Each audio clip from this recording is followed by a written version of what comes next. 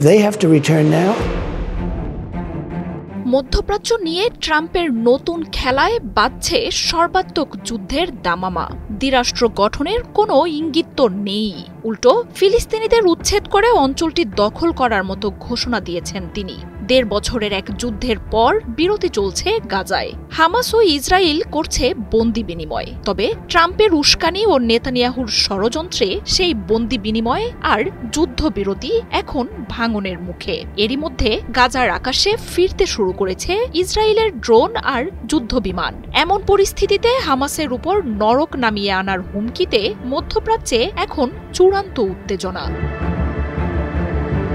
হামাসের কাশেম ব্রিগেড বলছে, গেল ৩ সপ্তাহ ধরে যুদ্ধবিরতির একের পর এক শর্ত অমান্য করছে ইসরায়েল। গোলাবর্ষণ চলছে গাজা উপত্যকায়, বাসিন্দাদের ফিরতে দেয়া হচ্ছে না অঞ্চলটিতে। জেনেক্সে শিফট করো, লাইফকে লিফট করো। বাধা দেয়া হচ্ছে ত্রাণ পৌঁছাতেও। আর হামাসের সহযোগিতার বিপরীতে ইসরায়েলের নতুন ষড়যন্ত্রের ইঙ্গিত দিয়ে জিম্মিদের ফেরত দেয়া স্থগিত করেছে ফিলিস্তিনের স্বাধীনতাকামী এই সংগঠনটি। এই ঘোষণার পরে ইসরায়েলকে হামাসের সাথে যুদ্ধবিরতি বাতিলের আহ্বান জানিয়েছেন ট্রাম্প। উল্টো হামাসকে হুঁশিয়ারি দিয়ে বলেছেন, সব জিম্মিকে ফেরত দিতে হবে। শনিবারের মধ্যে ইসরায়েলের সব জিম্মিকে মুক্তি না দিলে গাজা ও হামাসের উপর নরক নামিয়ে আনার ঘোষণা দিয়েছেন ট্রাম্প। জানুয়ারিতে শপথ নেয়ার আগে বাইডেন প্রশাসনের মধ্যস্থতায় ১.৫ বছরের যুদ্ধের বিরতিতে আসে হামাস ও ইসরায়েল। তবে ক্ষমতায় আসার পর গাজাকে নিয়ে একের পর এক দায়িত্বজ্ঞানহীন মন্তব্য করে আসছেন মার্কিন এই প্রেসিডেন্ট। দিয়েছেন গাজাকে দখলে নেয়ার ঘোষণা, সেখানে আর কখনোই ফিলিস্তিনিরা ফিরতে পারবে না বলেও জানিয়েছেন তিনি। আর ট্রাম্পের এই ঘোষণা যে নিছক খামখেয়ালি নয়, তা স্পষ্ট হয়ে গেছে তার সাম্প্রতিক কর্মকাণ্ডে।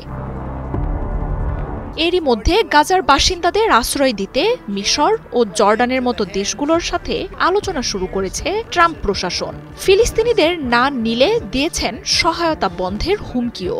বারবার হামাসের সাথে যুদ্ধবিরতি বাতিল করতে আহ্বান জানাচ্ছেন ইসরায়েলকে। এমনি নেতানিয়াহু যুদ্ধ বন্ধের পক্ষে ছিলেন না, তবে জিম্মিদের পরিবারের চাপে সেই প্রস্তাবে রাজি হলেও যুদ্ধবিরতির শর্তে শুরু থেকেই টালবাহানা ছিল নেতানিয়াহুর। আর এখন ট্রাম্পের উস্কানিতে গাজাকে ফিলিস্তিনি শূন্য করার স্বপ্ন দেখতে শুরু করেছে দখলদার দেশটি। ট্রাম্প ও নেতানিয়াহুর এমন বিপজ্জনক খেলা মধ্যপ্রাচ্যে আবারও যুদ্ধের শঙ্কা উস্কে দিচ্ছে। আল জাজিরা বলছে, গাজার আকাশে ইসরায়েলের যুদ্ধ বিমান ও ড্রোন ফিরতে শুরু করেছে। সেনাদেরও প্রস্তুত থাকার নির্দেশ দিয়েছেন নেতানিয়াহু। বসে নেই মুসলিম দেশগুলো। গাজার দখল নিয়ে নেতানিয়াহু ও ট্রাম্পের মন্তব্যের বিরুদ্ধে তীব্র আলোড়ন পড়েছে সৌদি, মিশর, ইরান, জর্ডানের মতো দেশগুলোতে। এমন অন্যায়কে সমর্থন না করার কথা সাফ জানিয়ে দিয়েছে দেশগুলো। এমন পরিস্থিতিতে আবারও গাজাকে ঘিরে সংঘাতের সম্ভাবনা এখন প্রবল হয়ে উঠেছে। If they have to return now, it will be years before you could ever. Marjia উপমা, ৭১।